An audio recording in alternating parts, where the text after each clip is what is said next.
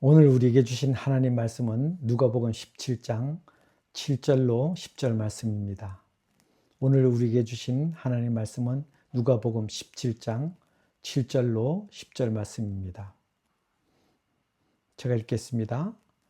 너희 중에 누구에게 밭을 갈거나 양을 치거나 하는 종이 있어 밭에서 돌아오면 그더러 곧 와 앉아서 먹으라 말할 자가 있느냐?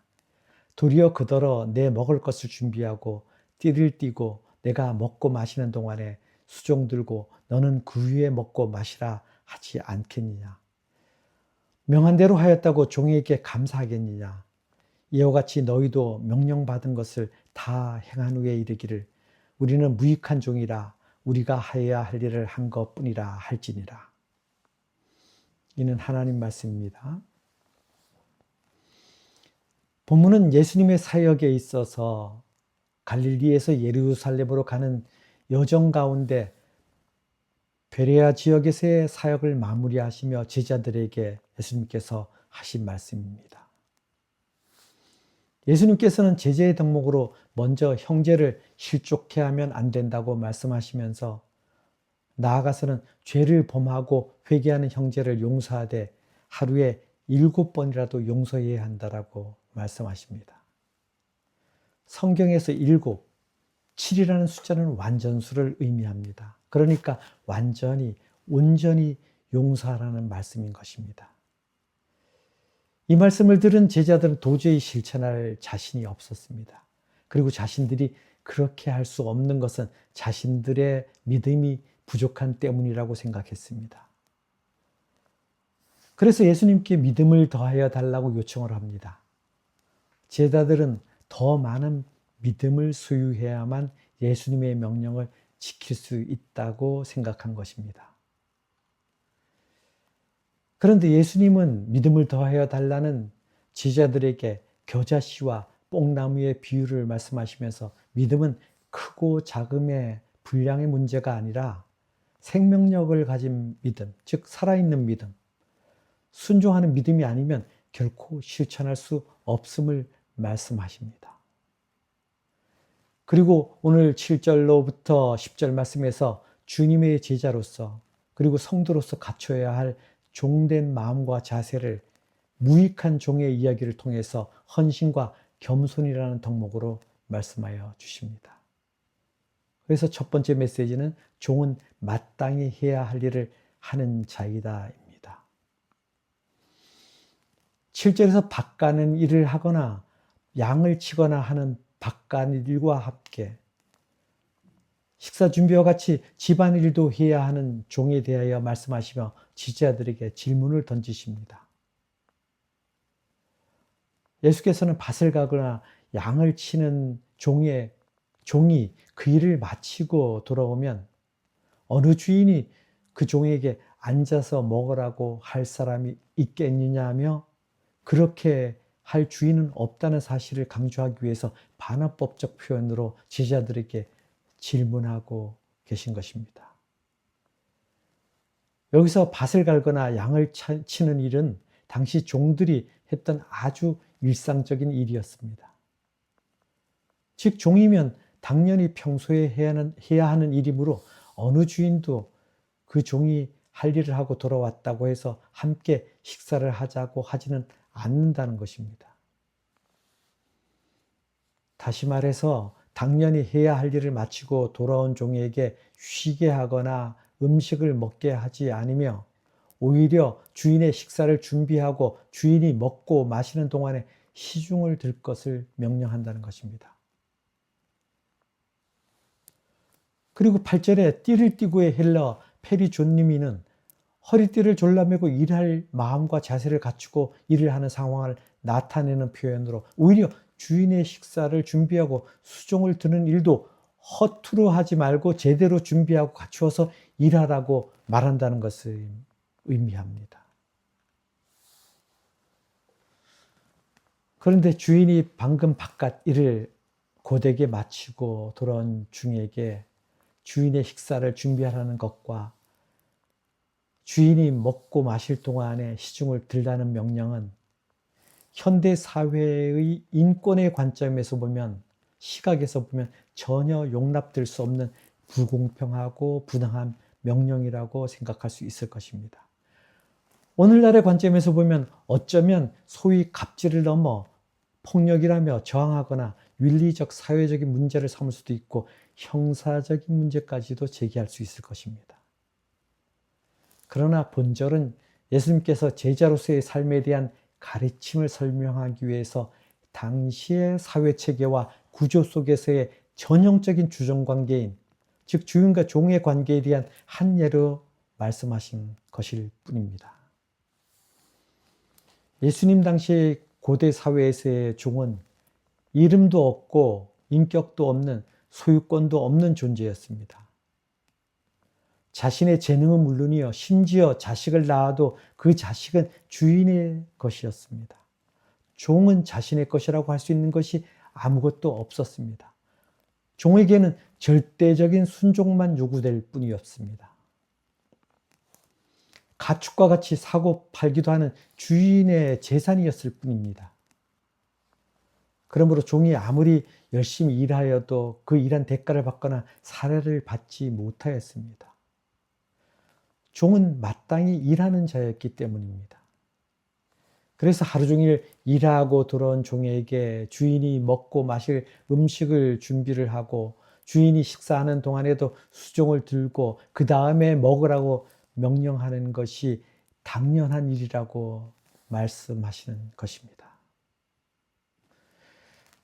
당시 종에게는 이렇게 절대적인 순종만이 요구되었습니다. 하루 종일 일하고 돌아와도 또 일하라고 하면 순종해야 합니다. 불평할 수도 원망할 수도 없습니다. 이것이 종인 것입니다.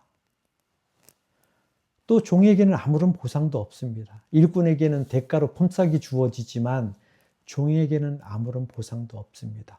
더군다나 종에게는 수고했다, 감사하다는 말조차 할 필요가 없었습니다. 그래서 9절에 명한 대로 하였다고 종에게 감사하겠느냐? 라고 질문하는 것이 바로 그 뜻입니다. 단지 종에게 허용되는 말이 있는데 그것은 그 많은 수고를 하고 나서도 나는 무익한 종입니다. 내가 해야 할 일을 한 것뿐입니다. 라는 말을 할 수 있을 뿐이라는 것입니다. 우리는 사도 바울에게서 이 같은 종의 태도를 볼 수 있습니다. 그래서 두 번째 메시지는 바울 사도를 통해 보는 종의 태도입니다. 로마서 1장 1절에 예수 그리스도의 종 바울은 사도로 부르심을 받아 하나님의 복음을 위하여 택정함을 입었으니, 고린도전서 7장 22절에 주 안에서 부르심을 받은 자는 종이라도 주께 속한 자유인이요 또 그와 같이 자유인으로 있을 때 부르심을 받은 자는 그리스도의 종이니라. 갈라디아서 1장 10절에 이제 내가 사람들에게 좋게 하랴 하나님께 좋게 하랴 사람들에게 기쁨을 구하랴 내가 지금까지 사람들의 기쁨을 구하였다면 그리스도의 종이 아니니라. 그렇습니다. 그는 스스로 자신이 예수 그리스도의 종으로 부름을 받았다고 고백하고 있습니다. 이러한 종이 되었던 사도 바울은 고린도 후서 11장 24절에 보면 주인 되시는 예수 그리스도로 말미암아 즉 복음 전하는 일로 인하여 감옥에 갇히고 심한 매질도 당하고 돌에도 맞았고 3번이나 바다에서 배가 파손되는 죽음을 위험도 겪었고 그리고 강도도 당하고 굶주림과 취해와 같은 수많은 고난을 겪었지만 결코 불평하거나 그의 수고와 노력에 대한 어떠한 보상도 기대하지 않았다고 말씀하고 있습니다. 고린도후서 11장 24절 28절에 나온 말씀입니다. 그리고 오히려 바울 사도는 고린도 전서 9장 16절에 내가 복음을 전할지라도 자랑할 것이 없으면 내가 부득불 할 일임이라. 만일 복음을 전하지 아니하면 내게 화가 있을 것이로다 라며 그에게서 복음 전하는 일은 당연히 그가 해야 할 일임을 고백하였을 뿐입니다. 사도 바울의 고백을 통해 우리는 종이란 자신의 활동을 근거로 그 어떤 것도 요구할 수 없는 존재라는 것을 알 수 있습니다. 한마디로 내가 내 인생의 주인이 아니고 한 분 하나님만이 나의 주인이시라는 신앙 고백인 것입니다. 따라서 이 무익한 종과 같이 우리의 생명과 소유를 비롯한 모든 것이 철저하게 하나님의 것이라는 사실을 인정하는 것이, 이것이 온전한 믿음이라는 것입니다. 사랑하는 형제자매 여러분, 오늘 우리의 신앙 생활 속에서도 이 말씀은 동일하게 적용됩니다. 우리가 주님의 일을 감당할 때 그것은 특별한 공로가 아니라 마땅히 해야 할 일인 것입니다. 예배드리고 기도하고 봉사하고 복음 전하는 일은 우리의 업적이 아니라, 우리의 공로가 아니라 하나님의 자녀로서 주님의 종된 거룩한 성도로서 당연한 삶인 것을 믿고 행하시기 바랍니다. 따라서 사역자와 성도들도 예수 그리스도를 위하여 부르심을 받은 복음의 종이기에 자신의 사역에 대해 하나님께로부터 어떤 대가를 바라고 일해서는 안 될 것입니다. 그래서 세 번째 메시지는 오늘날 교회와 우리의 현실, 즉 잃어버린 종의 고백을 회복하라입니다. 안타깝게도 오늘날 많은 사역자들과 성도들이 이 종됨의 고백을 잃어버려가고 있는 것 같습니다. 많은 목회자들이 열정적인 믿음과 헌신을 통해 교회를 개척하고 성장시키고 선교사를 파송하며 영혼 구원의 사역을 감당합니다. 그런데 문제는 이러한 목회자들에게서 종됨의 고백의 모습이 사라지고 있다는 것입니다. 목회자들이 일하고 와서 내가 먼저 밥상을 받겠다고 합니다. 내가 사역한 만큼의 몫을 달라고 합니다. 내가 교회를 위해서 희생하고 헌신했으니 그에 맞는 처우와 보상을 해달라고 합니다. 은퇴를 앞둔 목회자들의 과도한 은퇴 사례금 문제로 인해서 교회 내 갈등과 분쟁뿐만 아니라 사회적으로 도덕적 비난을 받는 사례를 직접 보기도 하고 심심치 않게 듣게 됩니다. 교회 세습 문제도 그렇습니다.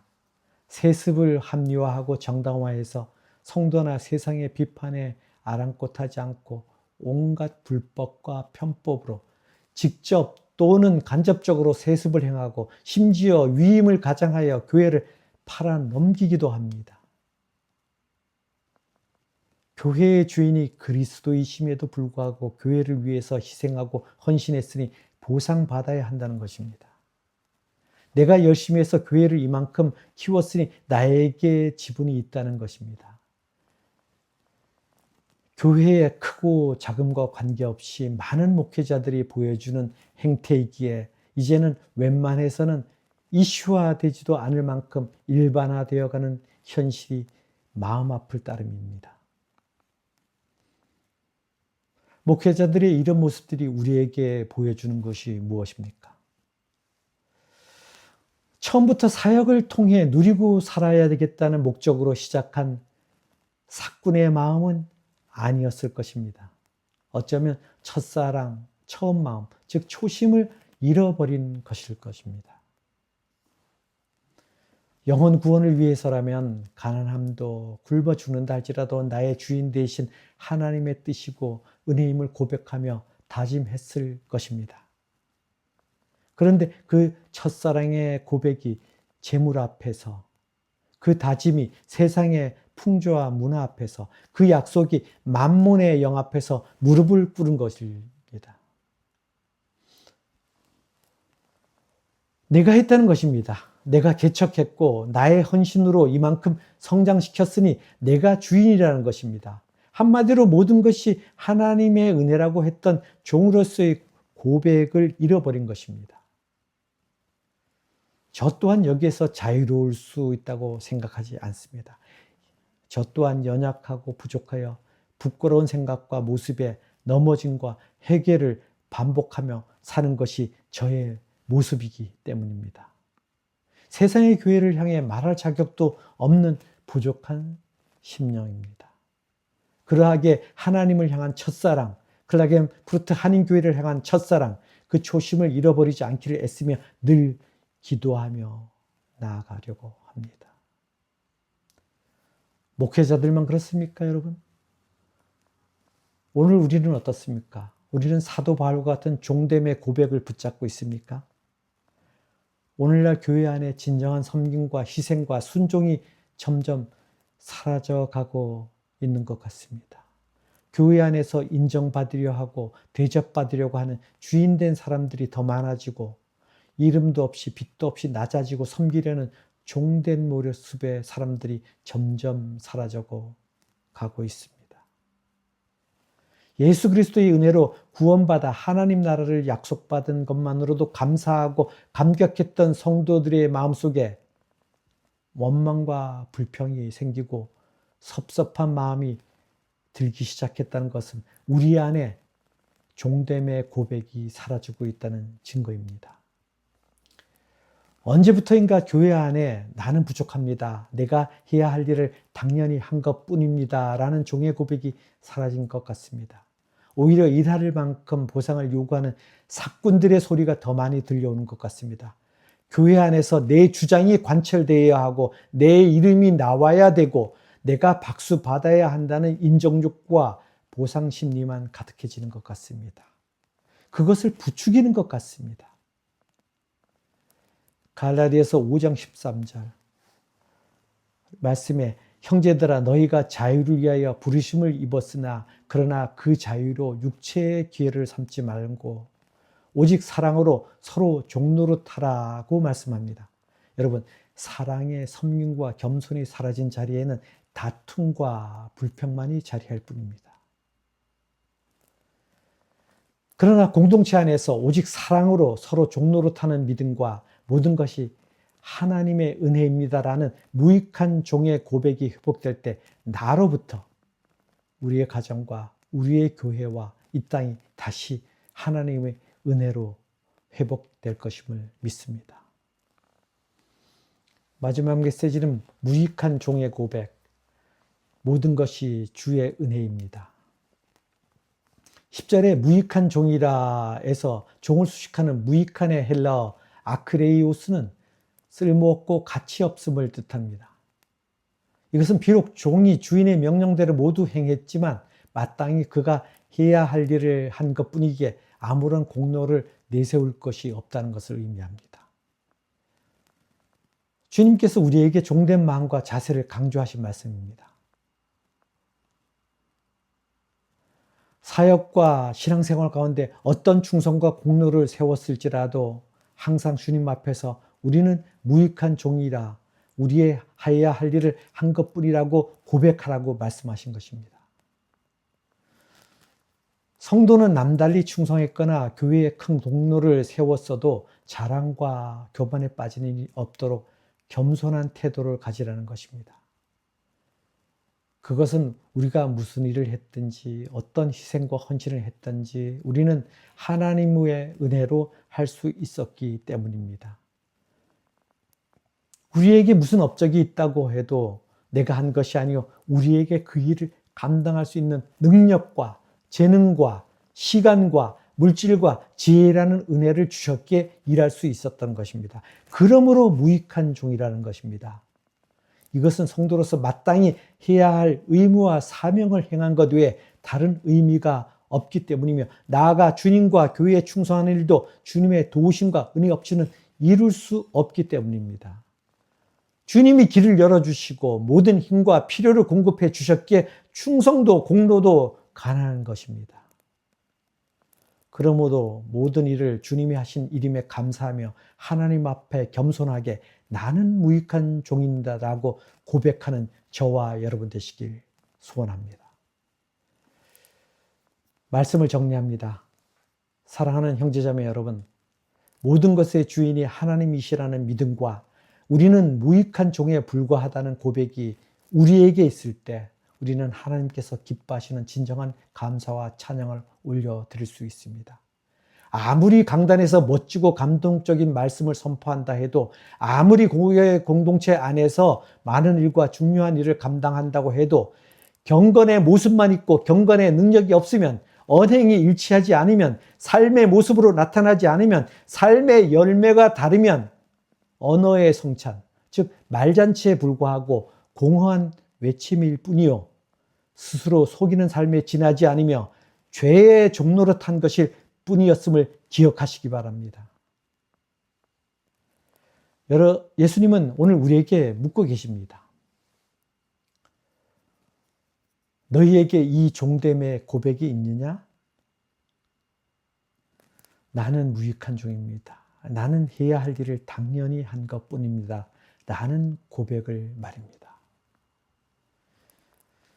나는 무익한 종입니다. 라는 이 고백이 우리의 믿음, 우리의 신앙의 중심이 될 때 죄의 종로를 탄 것이 아니라 하나님의 종된 모습으로 우리의 삶 가운데 열매로 나타날 것이고, 결국에는 하나님의 나라를 소유할 것입니다.